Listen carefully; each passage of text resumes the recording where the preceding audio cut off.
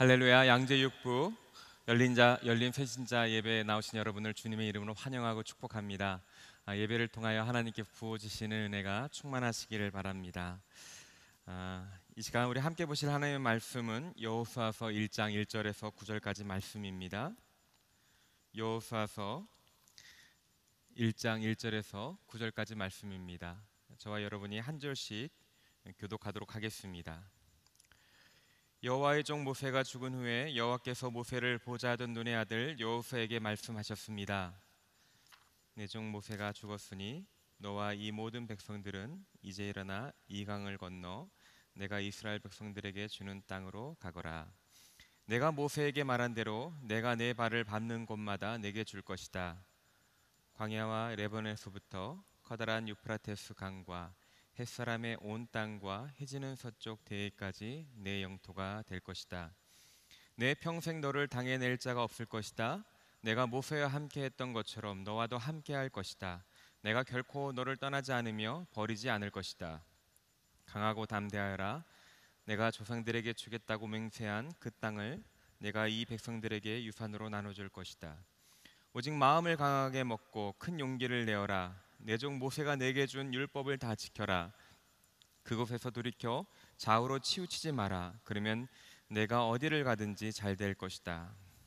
이 율법책이 내 입에서 떠나지 않게 하고 그것을 밤낮으로 묵상해 그 안에 기록된 모든 것을 지켜 행하라. 그러면 내 길이 번창하고 성공하게 될 것이다. 다 함께 읽겠습니다. 내가 내게 명령하지 않았느냐? 강하고 담대하라. 두려워하지 말고 낙심하지 마라. 내가 어디를 가든 여호와 네 하나님이 너와 함께할 것이다. 아멘. 우리는 살아가면서 인생의 큰 변화를 맞이할 때가 있습니다. 그 변화의 폭풍 속에서 우리는 어떻게 결정하고 어떤 길로 나가야 될까요? 오늘 말씀을 통해서 우리가 성경에서 가르쳐주는 지혜를 배우기 원합니다. 오늘 이야기는 모세의 죽음을 알리는 것으로부터 시작됩니다. 모세는 지난 40년간 이스라엘을 인도하던 위대한 지도자였습니다. 그는 하나님과 대면해서 만났고 수많은 이적과 기적을 행했습니다. 모세를 통하여 하나님 말씀 율법이 주어졌고 모세는 건강하게 많은 사람들의 앞에서 그 이스라엘 민족을 이끌었던 것입니다. 모세가 비록 120세가 되었지만 신명기 34장 7절에 의하면 그는 눈이 흐리지 않았고 기록도 쇠하지 않았다고 기록되고 있습니다. 한마디로 정정했다는 것입니다. 그런데 갑자기 어느 날 하나님께서 모세를 부르신 것입니다. 40년 동안 자신을 인도하던 위대한 지도자 모세가 하나님의 부르심을 받자 백성들과 여호수아는 아마 당황했을 것입니다. 그들은 자신들의 위대한 지도자를 잃어버린 것을 슬퍼하며 모압 평지에서 30일 동안 애곡하며 슬퍼하고 그 사막에 머물고 있었던 것입니다. 여호수아를 비롯한 그 모든 이스라엘 백성들은 갈 바를 알지 못하고 두려워했습니다.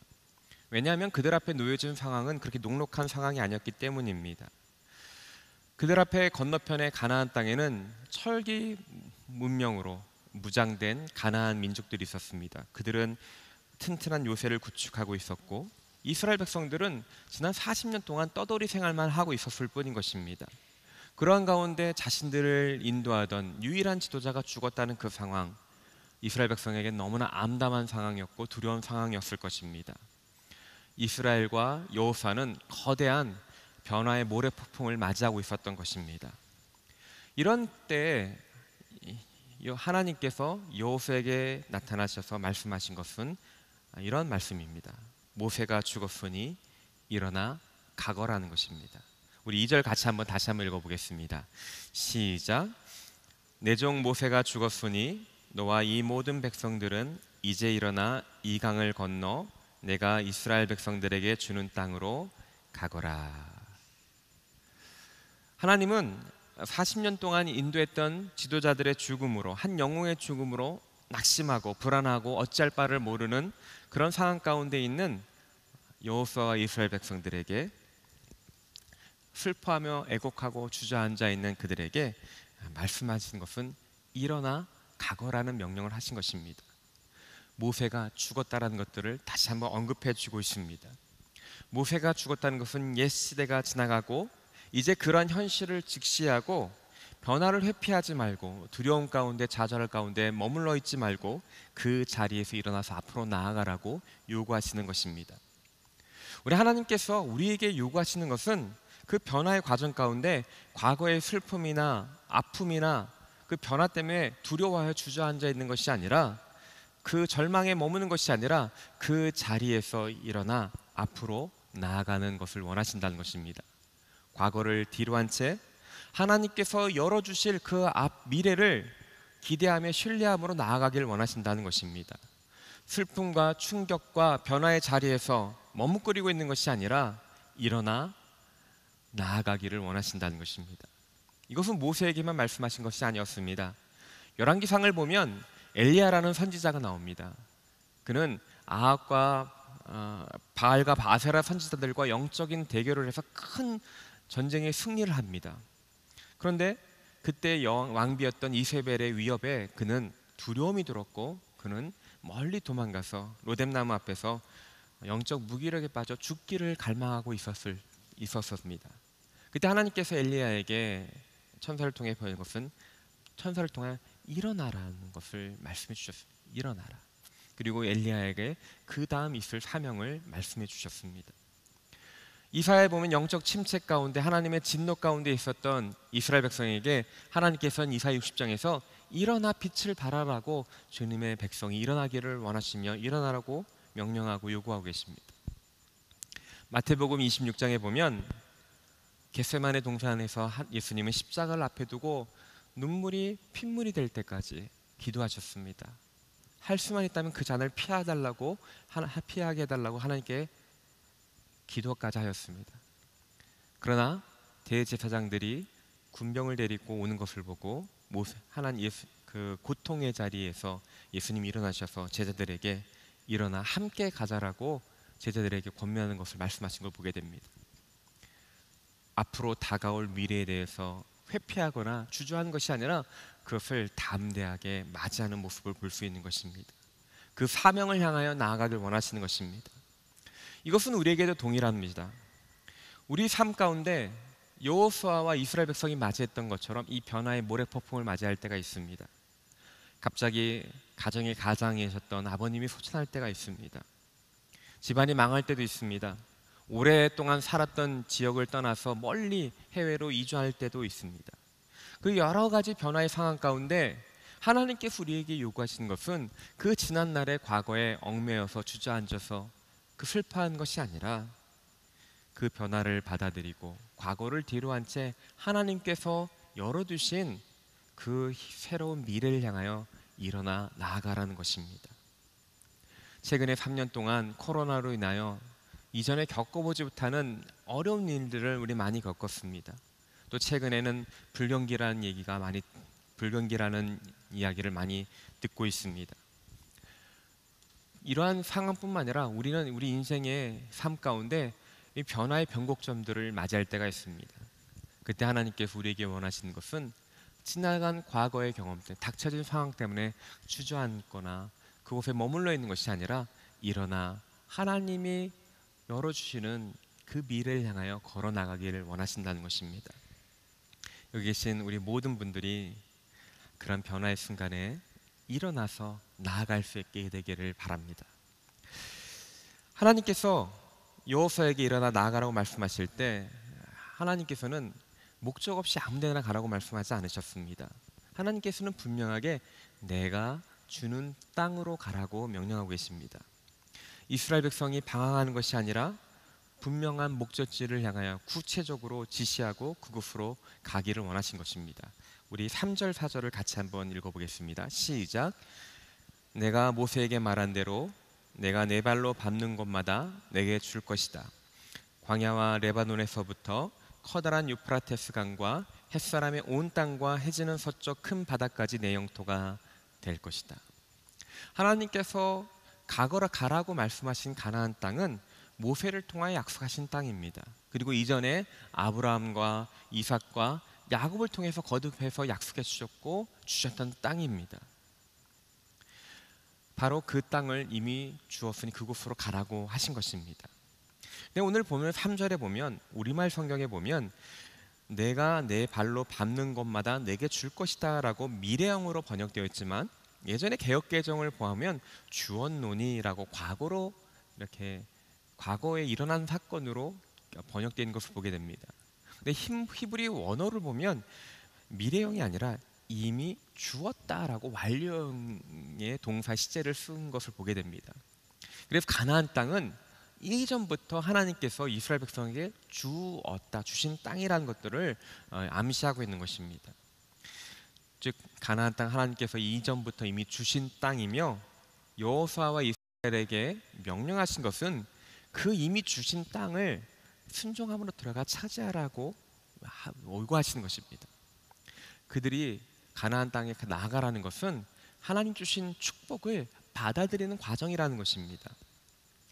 인간적인 눈으로 볼 때 이스라엘 백성들 앞에 눈앞에 놓여 있는 상황은 그렇게 녹록한 상황이 아니었습니다. 우리 40년 전에 정탐꾼들이 그 땅을 정탐하였을 때 그들의 보고는 그들의 요새는 너무 튼튼하며 그들은 거인들이었으며 그들은 철기 문화를 사용하였고 그때 이스라엘 백성들은 청동기 문화를 사용하고 있었습니다. 그들은 너무나도 그 과실은 튼튼했으며 그래서 대부분의 정탐꾼들은 정직하게 객관적으로 볼 때 그들 앞에 섰을 때 우리는 메뚜기와 같습니다 라고 고백하였습니다. 40년이 지난 그때 지금 상황은 바뀌지 않았습니다.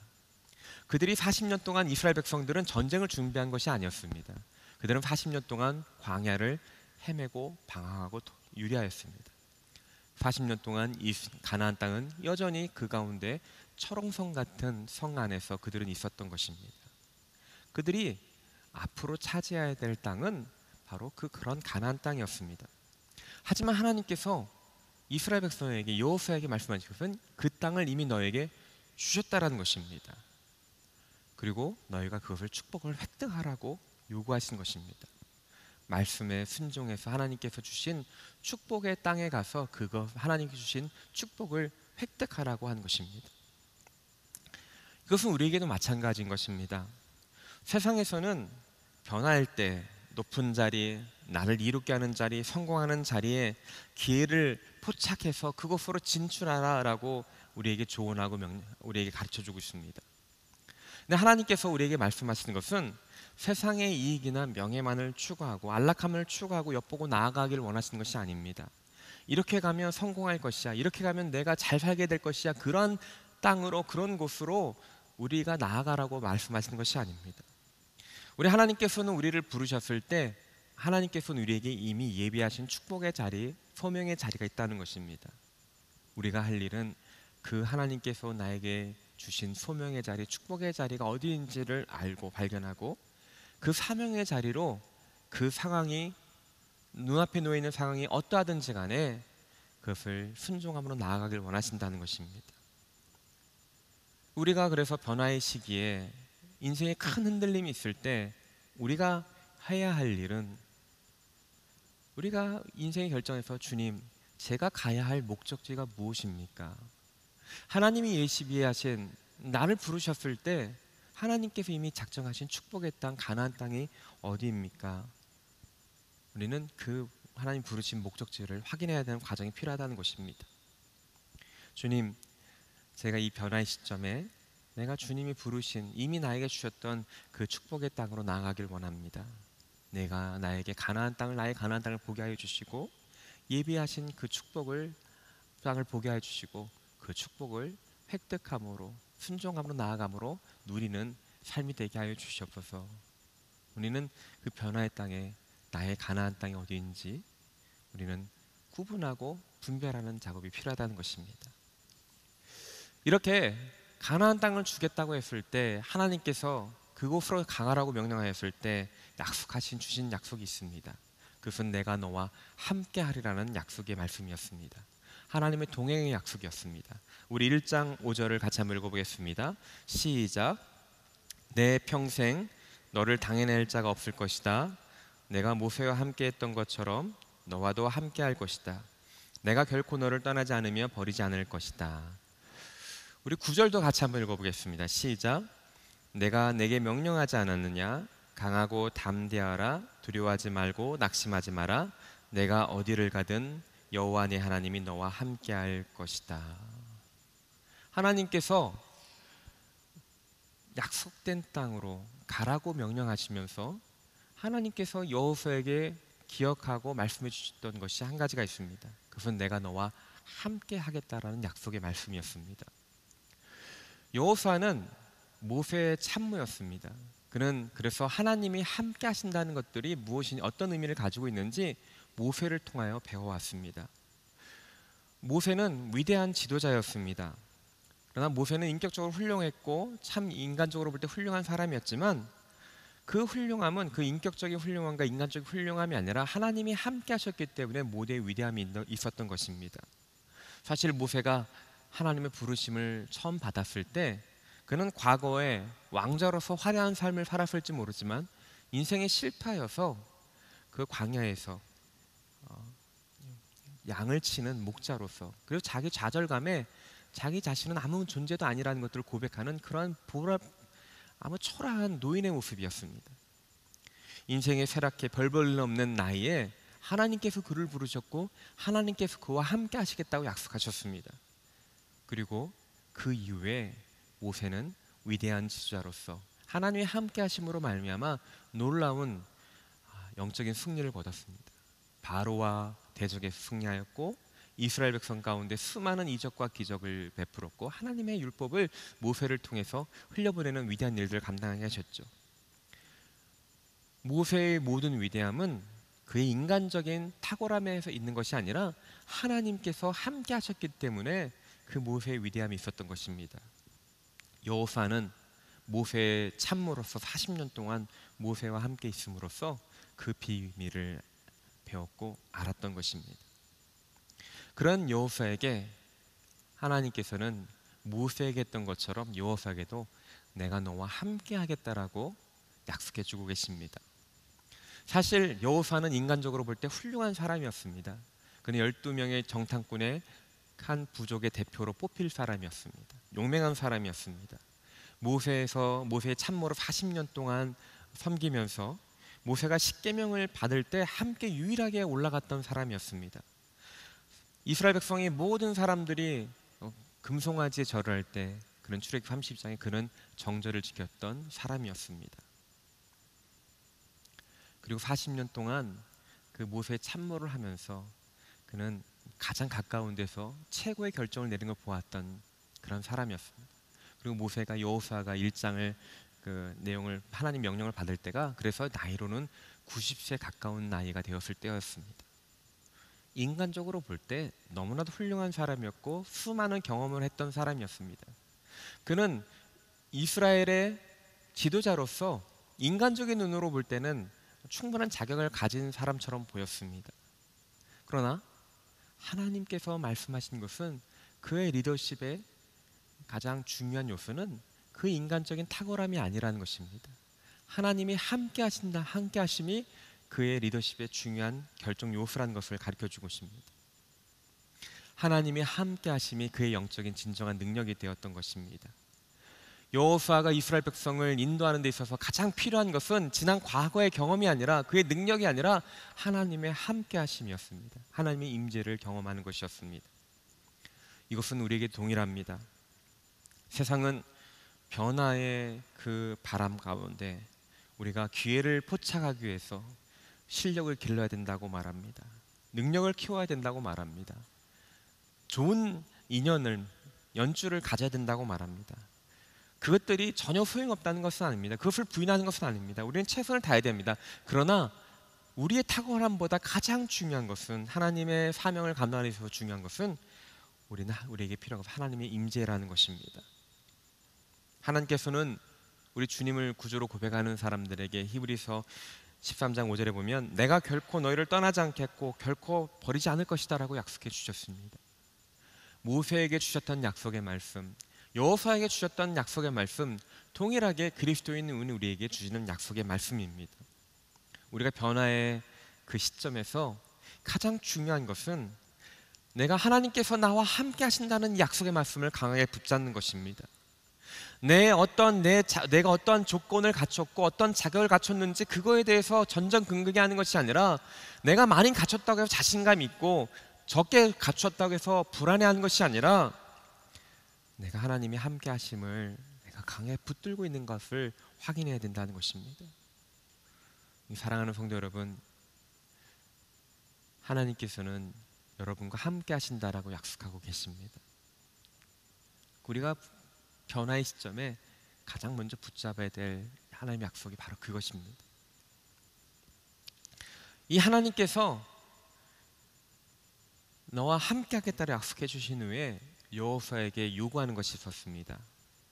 바로 여호수아에게 다음과 같은 것을 요구하셨습니다. 6절 7절 같이 한번 읽어보겠습니다. 시작. 강하고 담대하라. 내가 조상들에게 주겠다고 맹세한 그 땅을 내가 이 백성들에게 유산으로 나눠줄 것이다. 오직 마음을 강하게 먹고 큰 용기를 내어라. 내 종 모세가 내게 준 율법을 다 지켜라. 그곳에서 돌이켜 좌우로 치우치지 마라. 그러면 내가 어디를 가든지 잘 될 것이다. 하나님께서 여호수아에게 요구하는 것은 이제 강하고 담대하라는 것입니다. 7절에서 큰 용기를 내어라는 것입니다. 9절에서도 반복적으로 강하고 담대하라, 두려워하지 말라고, 낙심하지 말라고 요구하고 계십니다.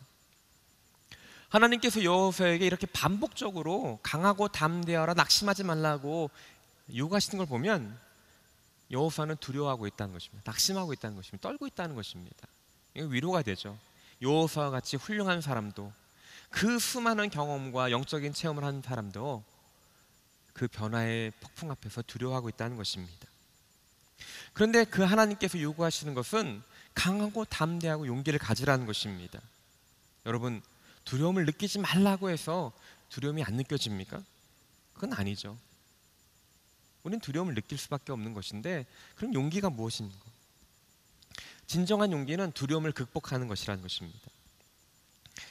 남아프리카 공화국에 거기에 인종차별이 심했습니다. 거기에 평생을 인종차별과 싸웠던 넬슨 만델라, 오랜 감옥 생활을 했습니다. 그가 그래서 결국에는 넬슨 만델라가 해방되고 인종차별이 멈추고 그는 남아프리카 공화국의 첫 번째 흑인 대통령이 되었습니다. 그는 이런 글을 썼습니다. 자기는 젊었을 땐 용기란 두려움이 없는 것이라고 알았다는 것입니다. 근데 나이가 들면서 그는 용기는 두려움을 없는 것이 아니라 두려움을 이기는 것이 용기라는 것을 알았다라고 기록하고 있습니다. 진정한 용기는 두려움을 정복하는 사람이라는 것입니다. 그럼 하나님께서 여호수아에게 두려워하지 말라, 용기를 가져라, 용기를 내라고 말씀하실 때 하나님께서는 우리는 자가 발전을 해서 내가 용기를 내야지 해서 두려움을 극복하라고 말씀하신 것이 아닙니다. 하나님께서는 두려움을 극복할 수 있는 비결을 미리 말씀해 주시고 그것을 자신의 것을 받아들이길 원하시는 것입니다. 우리가 두려움을 극복할 수 있는 방법은 무엇입니까? 강한 존재가 나의 편임을 확신할 때, 나와 함께 있음을 확신할 때 우리는 두려움을 극복할 수 있습니다. 제가 어렸을 때 혼자 밤길을 걸어갈 때 참 두려워했는데 거기에 나보다 큰 해고 힘이 센, 내가 어렸을 때 가장 우상이었던 아버님이 함께 있을 때는 그 밤길이 무섭지가 않았습니다. 힘센 아버지가, 강한 존재가 나와 함께 있었기 때문입니다. 하나님께서 여호수아에게 강하고 담대하라는 그 요구는 하나님께서 방금 말씀하셨던 내가 어딜 가든지 너와 함께 하겠다라는 하는 이 약속의 말씀을 굳게 붙들라는 그 말씀인 것입니다. 만왕의 왕, 만군의 여호와, 천지를 창조하신 하나님께서 너와 함께 하셨다는 이 약속의 말씀을 굳게 붙들 때 너는 강하고 담대할 수 있다는 것입니다. 예수님께서 승천하실 때 제자들을 이 땅 가운데 남겨두셔야 했습니다. 그 제자들이 당면한 앞으로 맞이해야 될 그 상황은 수많은 핍박과 고통의 시간이었습니다. 그럴 때 예수님께서 마지막 승천하시면서 제자들에게 하신 말씀, 보라, 내가 세상 끝날까지 너희와 항상 함께 있을 것이다 라는 말씀이셨습니다. 사망 권세를 이기신 예수님께서 세상 끝날까지 함께 있다는 그 말씀이 이 환난과 핍박을 이길 수 있는 가장 강력한 무기이기 때문인 것입니다. 우리가 두려워하는 것은 하나님이 나와 함께 한다는 것들을 믿지 못하기 때문입니다. 나를 사랑하시고 나를 위하여 죽으신, 천지를 주신 강력한 하나님께서 나와 함께 하신다는 것들을 내가 의심하고 확신하지 못할 때 우린 두려워할 수밖에 없는 것입니다. 그래서 강하고 담대하라, 용기를 내라는 말씀은 내가 너와 함께 한다는 이 약속의 말씀을 굳게 붙들라는 그 말씀인 것입니다. 두 번째로 우리가 두려움을 극복할 수 있는 비결은 무엇입니까? 오늘 말씀을 분명히 읽어보면 유독 하나님께서는 내가라는 말씀을 굉장히 반복적으로 사용하는 것을 보게 됩니다.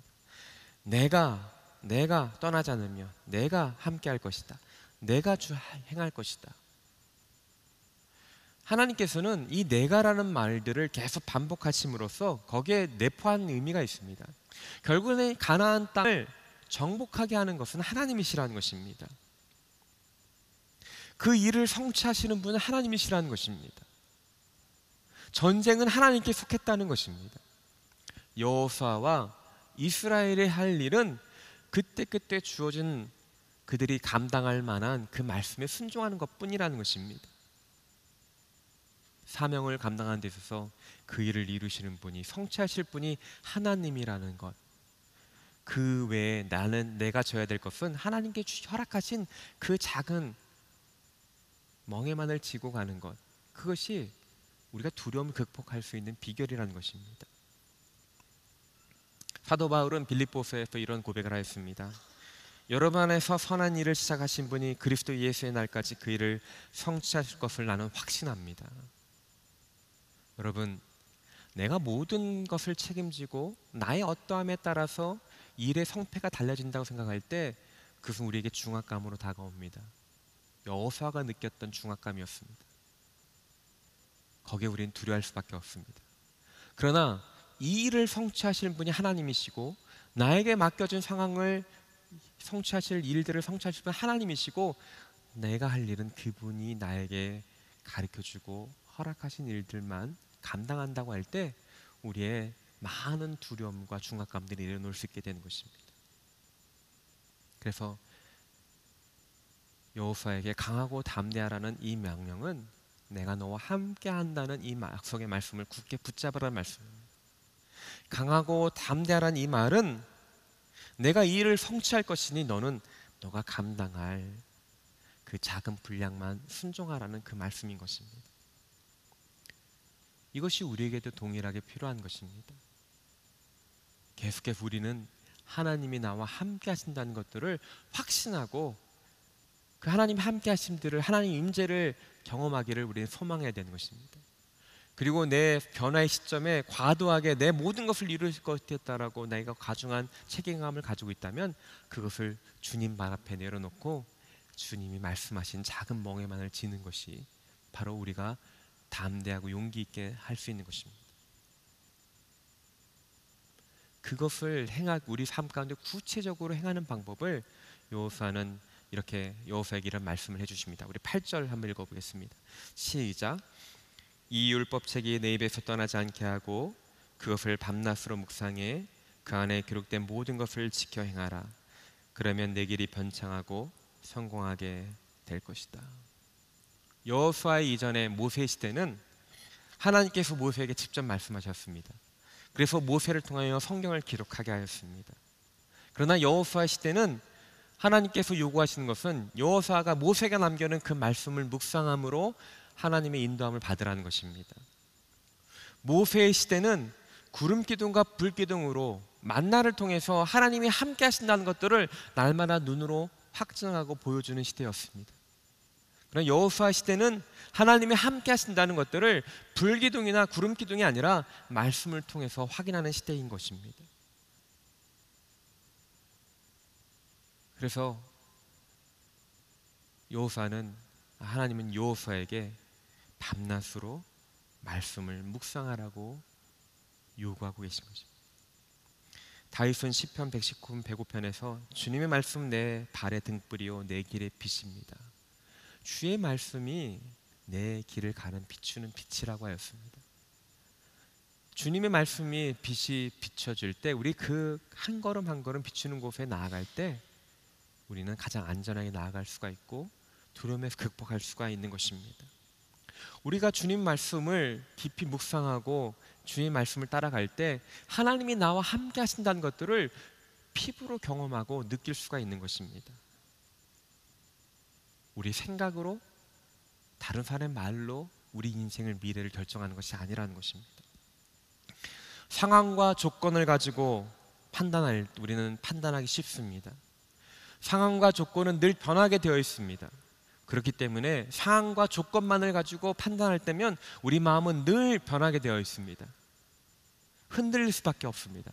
불안할 수밖에 없습니다. 그때 잘못 상황 판단해서 이렇게 되었구나 후회할 수밖에 없는 것이죠.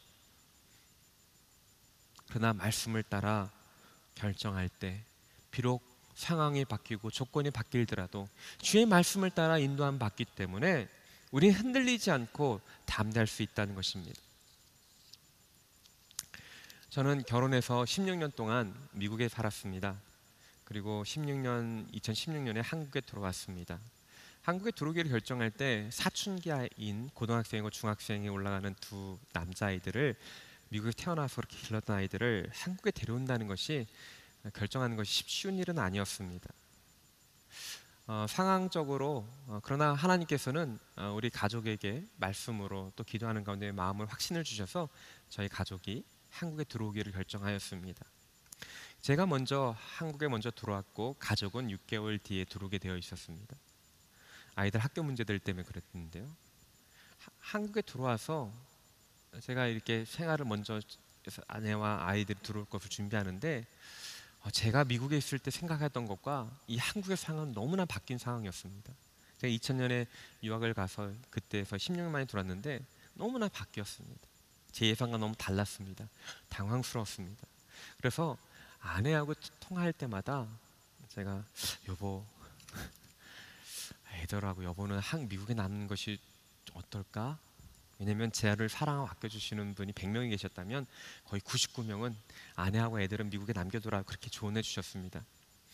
그럴 때마다 미국에 있었던 매일 새벽 기도하며 성령 충만했던 우리 아내는 목사가 되어서 말이야 아내하고 애들하고 아드네는 정말 가기 싫은 한국에 가겠다라고 결정했는데 목사가 돼서 믿음의 길 가는데 방해한다라고 얼마나 혼나는지 모르겠습니다.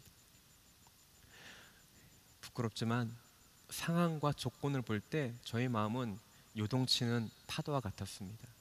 그러나 주님께 주신 말씀과 주님께서 주신 인도하심 붙잡을 때 저희와 저희 가정 안에 있었던 그 불안감은 잠잠해지고 그리고 한국에 돌아서 어려운 일이 있을 때마다 하나님 주셨던 그 인도하심들을 확신할 수 있었기 때문에 결과적으로 지금 6년이 7년이 지난 지금은 모든 것이 하나님의 은혜였다라고 고백할 수 있게 되었습니다. 흔들릴 때마다 조건과 상황이 아니라 하나님 주셨던 약속의 말씀 붙잡고 그분이 함께 하셨던 것을 붙잡을 때 주님이 주신 평강과 은혜를 누릴 수 있었던 것입니다. 이것은 우리 모두에게도 마찬가지입니다.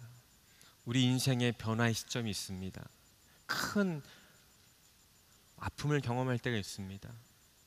지도자가 갑자기 사라지는 눈앞에 모든 것이 막혀있고 눈앞에 있는 대적들은 강하게 보일 때가 있습니다.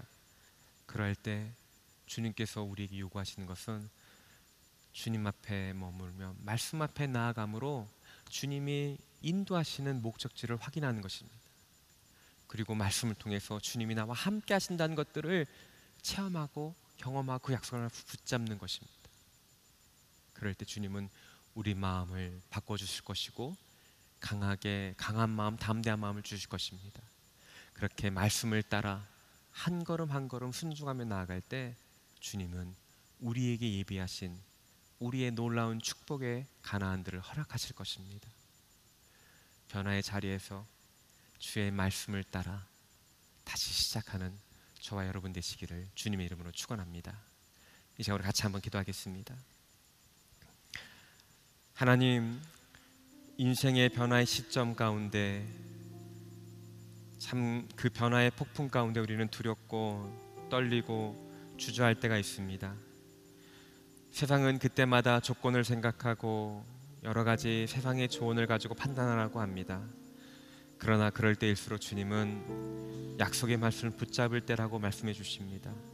말씀 앞에 나아갈 때라고 말씀해 주셨습니다.